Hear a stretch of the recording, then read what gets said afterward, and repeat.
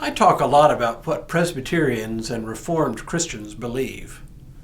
But does that mean you have to agree with everything to be a member of a church like ours? Hello, I'm Stuart Baskin, pastor of First Presbyterian Church of Tyler, Texas, and this is your daily devotional for Thursday, August 18th, 2022. This week I'm talking about some of the paradoxes and polarities we encounter in the Christian faith. Today, I want to talk about a polarity that we Presbyterians recognize in our official documents. Now, the polarity itself is certainly not unique to Presbyterian and Reformed churches, but we at least bring it into the open and recognize it for what it is. The polarity concerns the extent to which individual believers may differ in their beliefs and still remain part of the same body of Christ. Our Book of Order, the portion of our Constitution in the Presbyterian Church USA that deals with matters of church government, has a section written in the late 1700s called the Historic Principles of Church Order. Several of these principles are stated as polarities that our tradition has long recognized. Today we take on the first of these polarities. Tomorrow we'll look at a second set. One of the bedrock principles of Presbyterianism, at least in America, concerns the individual's freedom of conscience. Many Presbyterians, especially those of us who play in the church sandbox every day, know this one by heart. Quoting the Westminster Confession of Faith, it begins, "God alone is Lord of the conscience, and hath left it free from the doctrines and commandments of men, which are in anything contrary to his word, or beside it, in matters of faith or worship." It then continues, "Therefore we consider the rights of private judgment in all matters that respect religion as universal and unalienable. We do not even wish to see any religious constitution aided by the civil power, further than may be necessary for protection and security, and at the same time be equal and common to all others."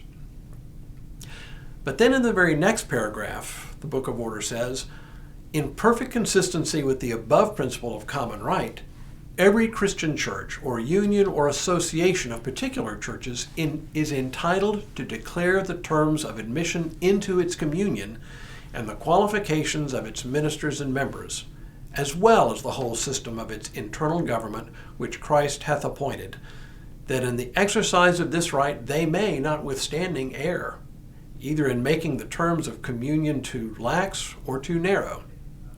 Yet even in this case, they do not infringe upon the liberty or the rights of others, but only make an improper use of their own."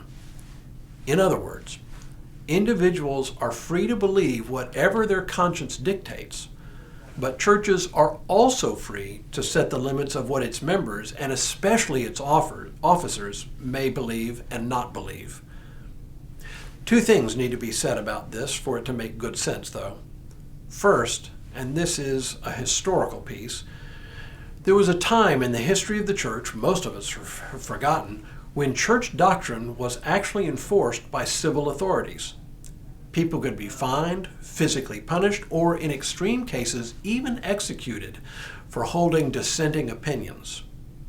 This sort of thing even took place among early Reformed churches.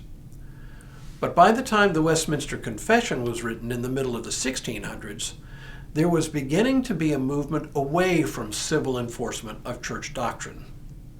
And then, of course, when the United States was coming into being, this principle became more firmly entrenched. The whole idea of a separation of church and state, which some in our country want to see torn down, was to ensure that people could believe according to the dictates of their own conscience without threat of punishment by civil government. So the first part of this polarity has to do with the freedom of belief.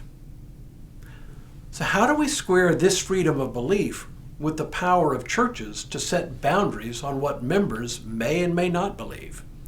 It's actually very simple. You and I are under no compulsion to belong to this or to any other church, and there are no civil punishments attached to non-membership. In other words, the church, like any other voluntary association, can exclude people on the basis of belief because no one is required to belong to the church. It is therefore not an infringement of anyone's conscience to be excluded from the membership of the church. Tomorrow, a similar polarity in Presbyterian belief.